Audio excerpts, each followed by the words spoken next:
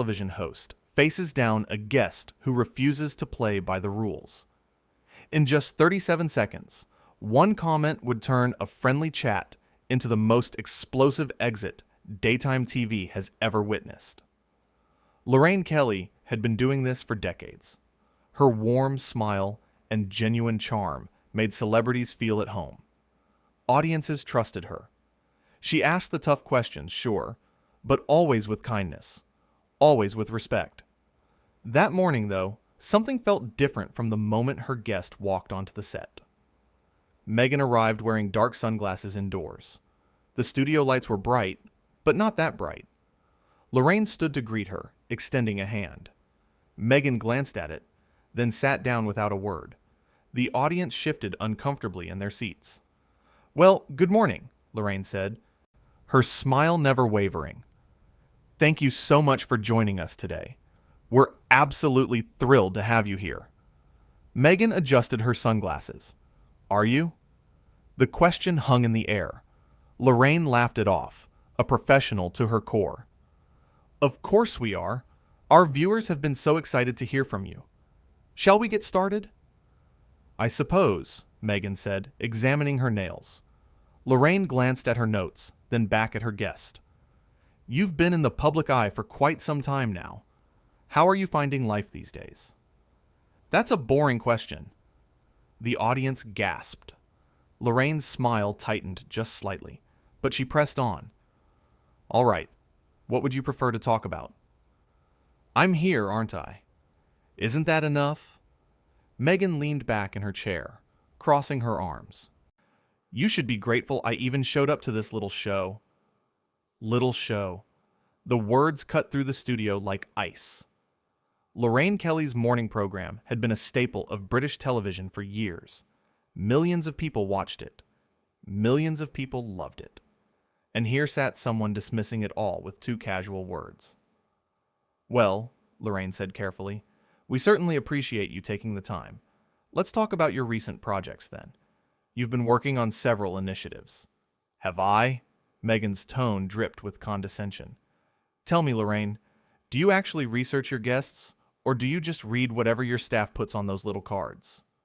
The producer in the control room frantically gestured at the camera operators. "Keep rolling. Keep filming."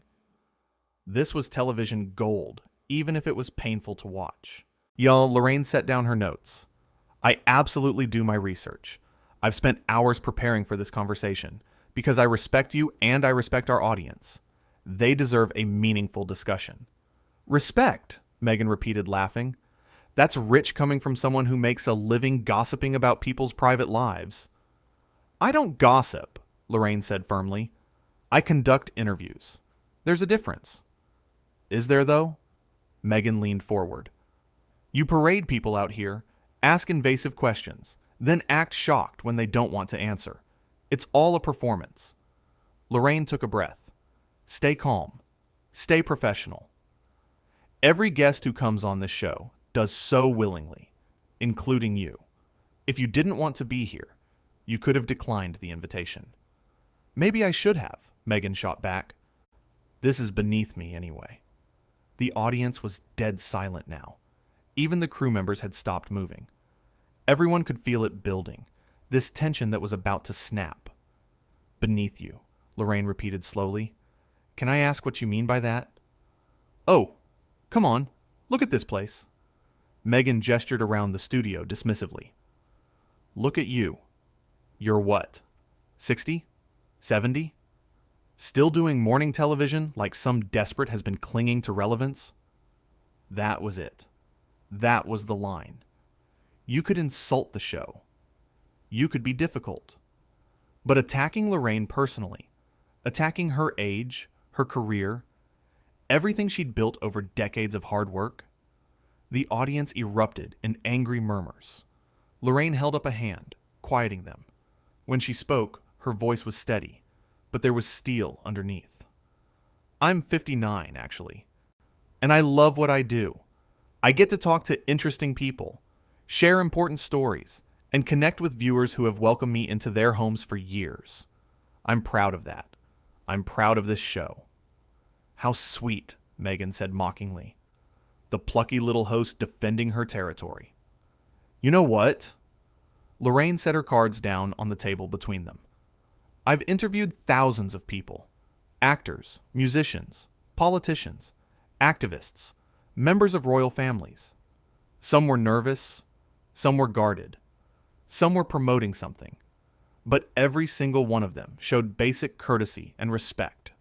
Not for me personally, necessarily, but for the opportunity, for the platform, for the audience watching at home. Oh, here we go. Meghan rolled her eyes behind her sunglasses. The lecture. No, not a lecture. An observation. Lorraine's tone remained calm, but direct. You walked in here with an attitude? Fine. You don't want to answer questions. Also fine. But insulting me, insulting this show, insulting the people who work incredibly hard behind those cameras? That's not fine. That's just rude. Meghan stood abruptly. I don't have to sit here and listen to this. Actually, you kind of do, Lorraine said. You agreed to a 30-minute interview. We're 12 minutes in. Then I'm breaking my agreement. Meghan ripped off her microphone, the wire snapping. This is ridiculous. You're ridiculous. This whole thing is a waste of my time. Then why did you come? Lorraine asked simply. The question seemed to catch Meghan off guard. She opened her mouth, closed it, then opened it again. Because my publicist said I should. Because apparently I need to maintain a public image. But I don't need this. I don't need you talking down to me like I'm some child who doesn't know better. I haven't talked down to you once, Lorraine said. I've asked you questions. You've refused to answer them respectfully. There's a difference. You're twisting this around, Meghan accused, making me look like the bad guy when you've been passive-aggressive this entire time. Lorraine shook her head. I've been professional. If you interpret professionalism as passive aggression, that says more about you than it does about me. That did it. Meghan's face flushed red. How dare you? Do you know who I am? Do you know what I've been through? I know exactly who you are, Lorraine said quietly. And I know what you've been through because I did my research, remember? Which is why I'm so confused about why you're behaving this way. You've spoken about kindness, about compassion, about treating people with dignity. Where's that person now? You don't get to lecture me about my own values, Meghan snapped. I'm not lecturing you. I'm pointing out a contradiction. Lorraine stood now too, meeting her guest eye to eye. You can't demand respect while refusing to give it. I don't have to give respect to people who don't deserve it, Meghan said coldly. And what exactly have I done to not deserve it? Lorraine asked. I invited you onto my show. I prepared thoughtful questions. I greeted you warmly. I've been patient with your hostility. So please, tell me what I did wrong. Meghan's jaw clenched. You're just like all the rest of them. The media. Always trying to catch people out. Make them look bad. Create drama where there isn't any. There's plenty of drama right now, Lorraine observed, but I didn't create it. You did. The moment you walked in here with contempt instead of courtesy. I don't have contempt, Meghan protested, though her tone suggested otherwise. Really? Lorraine raised an eyebrow. You called this a little show. You called me a desperate has-been. You mocked my age and my career. You've been dismissive, rude, and insulting. If that's not contempt, what is it? It's honesty, Meghan declared. Something you media types wouldn't recognize. Lorraine actually laughed at that. A short, sharp sound. Honesty? You think being cruel is the same as being honest? That's not honesty, love. That's just being mean. Don't call me love, Meghan hissed. Don't you dare patronize me. It's a term of endearment, Lorraine said. I call everyone love. But if it bothers you, I'll stop. See? That's called respecting someone's boundaries. You might want to try it. The audience actually applauded at that. They'd been watching this unfold with mounting frustration, watching their beloved host being attacked by someone who clearly thought she was above it all. Meghan whirled on them. Oh, shut up, all of you. Sitting there judging me when you don't know anything about my life, about what I've dealt with. Hey, Lorraine's voice cut through sharp and clear. Don't talk to them like that. They're my audience. They're guests in this studio. You don't get to tell them to shut up. I'll say whatever I want, Meghan shot back. Not in my studio. You won't, Lorraine said firmly. You've been disrespectful to me. Fine. I can handle that. I'm a big girl. But you don't get to be disrespectful to them. They didn't do anything to you. They're sitting there with their smug little faces. Meghan gestured wildly at the crowd. They're sitting there watching you have a meltdown on live television, Lorraine corrected. Which I have to say is not a good look for someone who complains about media portrayal. This is unbelievable, Meghan turned back to Lorraine. You set me up. This whole thing was a setup. A setup? Lorraine looked genuinely confused. How exactly did I set you up? By asking you questions? By inviting you to have a conversation? That's literally what a talk show is. You knew I'd react this way, Meghan insisted. Actually, I didn't, Lorraine said honestly. I thought we'd have a nice chat. I thought you'd maybe open up a bit, share some insights, connect with people. I certainly didn't expect you to come in swinging. I'm defending myself, Meghan said. From what? Lorraine spread her hands. I haven't attacked you. I've barely gotten 3 questions out. You've spent this entire time attacking me. Because you're part of the problem, Meghan said. All of you in the media, acting like you're so innocent when you're the ones creating these narratives, spinning these stories, making people's lives miserable. I create narratives by letting people speak for themselves, Lorraine said, which is exactly what I'm doing right now. You're speaking for yourself. And what you're saying is that you think you're too good for this show, too good for these people, be too good for basic human decency. That's not what I'm saying, Meghan protested. Then what are you saying? Lorraine challenged. Because from where I'm standing, and from where everyone watching is standing, it looks like you came here specifically to cause a scene. I came here because I was told it would be good for my image, Meghan admitted, but clearly that was a mistake. Why would it be a mistake? Lorraine asked. If you'd just sat down and had a normal conversation, it would have been fine. Great, even. People would have gotten to see a different side of you. But instead, you chose this. I chose to stand up for myself, Meghan insisted. Against what, though? Lorraine pressed. What exactly was I doing that required you to stand up for yourself? Being polite? Asking questions? Trying to do my job? Meghan didn't have an answer for that. She stood there, fuming, her hands balled into fists. Look, Lorraine said, her tone softening slightly. I don't know what's going on with you. I don't know if you're having a bad day. If something happened before you got here. If there's something else bothering you. But whatever it is, taking it out on me and these people isn't fair. Life isn't fair, Meghan said bitterly. No, it's not, Lorraine agreed. But that doesn't mean we get to be unfair to others.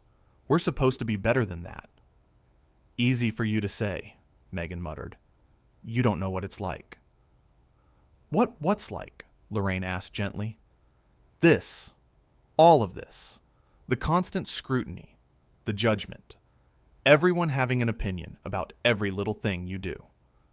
Actually, Lorraine said, I do know what that's like. I've been in the public eye for over 30 years. I've had my share of criticism, of nasty comments, of people picking apart everything from my appearance to my interview style. It comes with the territory. It's not the same, Meghan said.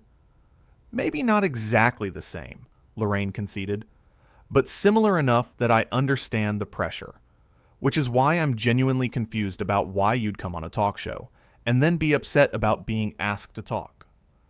Your questions were stupid, Meghan said.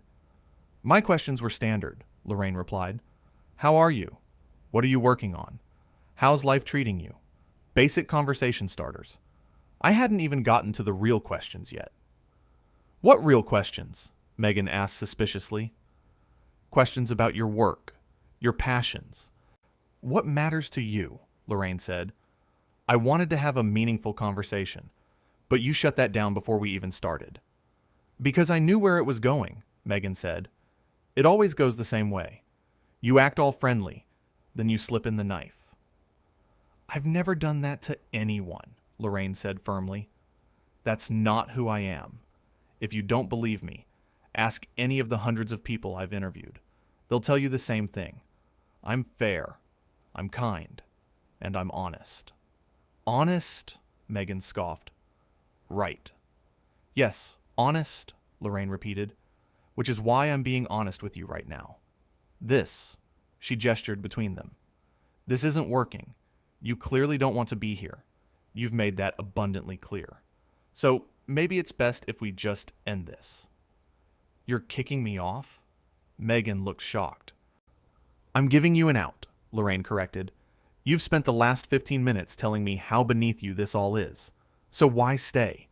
Why put yourself through something you clearly find so distasteful? Because that would make me look bad, Meghan admitted. As opposed to how you look right now? Lorraine asked pointedly. That hit home. Meghan's face fell slightly as the reality of the situation seemed to dawn on her. Listen, Lorraine said, we can end this now, shake hands, and part ways. Or we can try to salvage this and have an actual conversation. But if we're going to continue, I need you to drop the attitude. I need you to treat me, this show, and these people with respect. Can you do that? Meghan stood there, silent. The seconds ticked by. Everyone waited. Finally, she spoke. No. No, Lorraine repeated. No. I can't do that, Meghan said, because I don't respect this. I don't respect you sitting there acting all high and mighty when you're just another cog in the machine that chews people up and spits them out. Then we're done here, Lorraine said simply. Fine, Meghan snapped. Fine, Lorraine agreed. They stood facing each other, the tension thick enough to cut. You'll regret this, Meghan said. I doubt it, Lorraine replied. But you might. Is that a threat? Meghan demanded. It's an observation, Lorraine said calmly. You just had a very public meltdown on live television. That's going to follow you. Not because I'll make it follow you, but because it happened. Because people saw it. Let them, Meghan said defiantly. I don't care. I think you do, Lorraine said quietly. I think you care very much.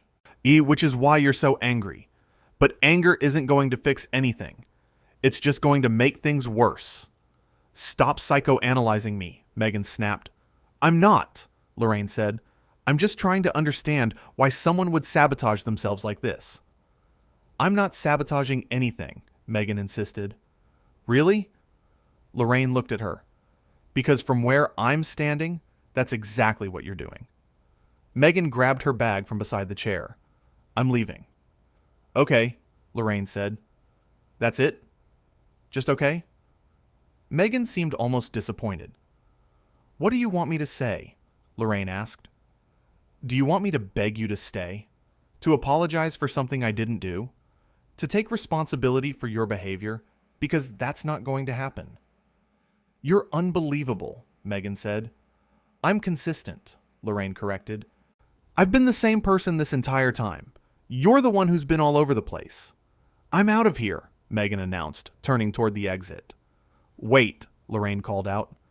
Meghan turned back, a flicker of something. Hope, maybe, crossing her face.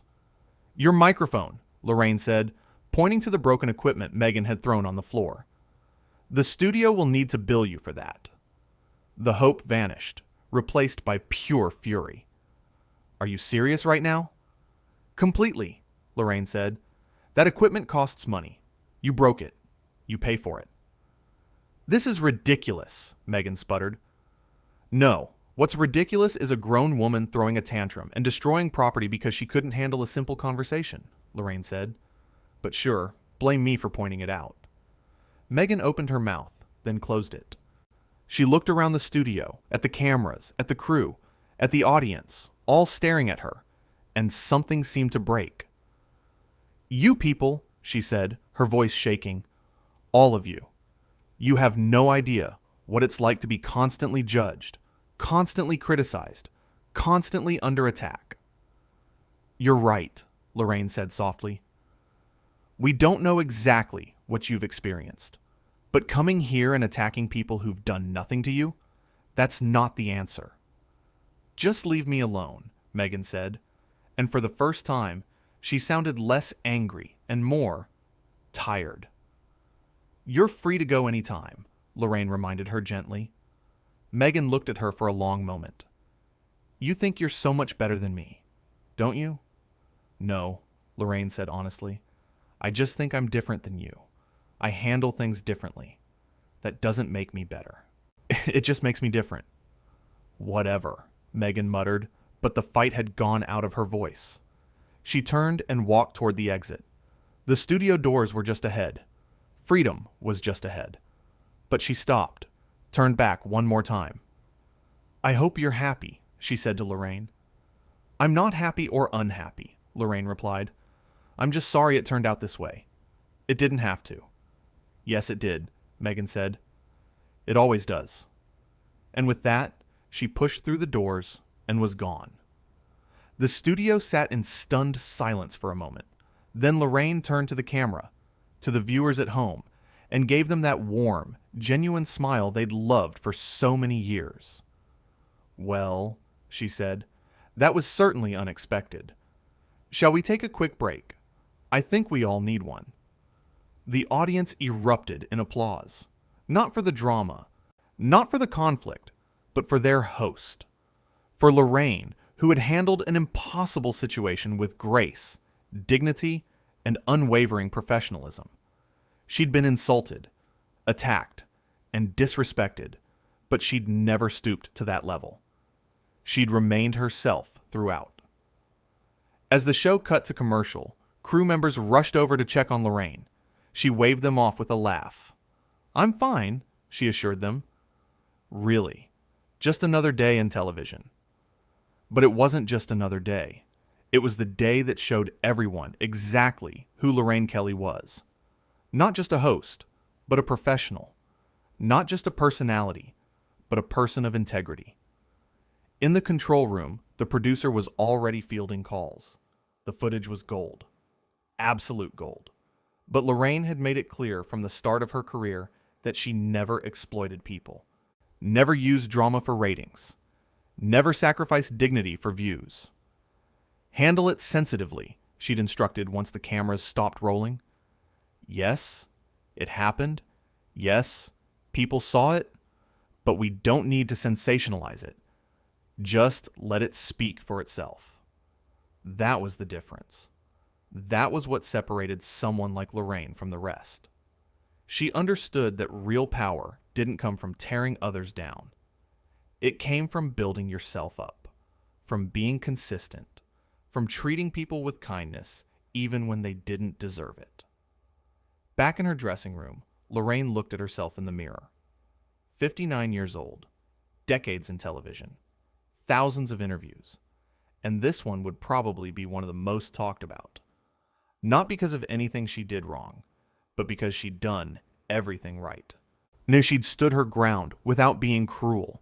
She'd defended herself without attacking. She'd maintained her dignity while refusing to accept disrespect. Someone knocked on the door. Lorraine, 5 minutes until we're back. Coming, she called out, touching up her makeup one last time. The show would go on. It always did. There were still stories to tell, people to talk to, connections to make. One difficult guest didn't change that. Nothing changed that. As she walked back onto the set, the audience gave her a standing ovation. She blushed, waving them down. Oh, stop it, she said, laughing. We've got a show to finish. And finish it they did. The rest of the hour went smoothly, filled with the warmth and genuine conversation that made Lorraine's show special. By the time they signed off, the earlier confrontation felt almost like a bad dream. Almost. Because everyone who watched knew they'd witnessed something significant. They'd seen what happened when entitlement met integrity, when rudeness met respect, When someone who thought they were above it all came face to face with someone who knew exactly who they were and refused to pretend otherwise. The cameras had captured every moment, every insult, every eye roll, every dismissive gesture. But they'd also captured something else. They'd captured grace under pressure, professionalism under attack, kindness in the face of cruelty. That's what people would remember. Not the drama itself, but how it was handled. Not the conflict, but the contrast. Lorraine Kelly had been doing this for decades because she was good at it, because she cared about it, because she respected her audience, her guests, and herself enough to never compromise her values. And on that morning, when tested in a way she'd rarely been tested before, she'd proven exactly why she'd earned every bit of success she'd achieved. Not by being perfect, but by being genuine, by being herself. And that, in the end, was worth more than any amount of drama, any viral moment, any temporary boost in ratings.